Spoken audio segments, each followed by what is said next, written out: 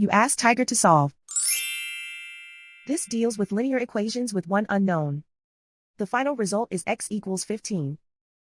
Let's solve it step by step. Simplify the expression. Expand the parentheses. Simplify the arithmetic. Expand the parentheses. Simplify the arithmetic. Group like terms. Simplify the arithmetic. Group all constants on the right side of the equation. Subtract 5 from both sides. Simplify the arithmetic.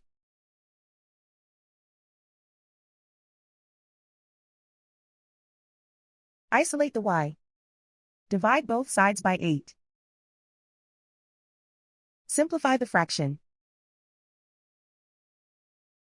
Find the greatest common factor of the numerator and denominator.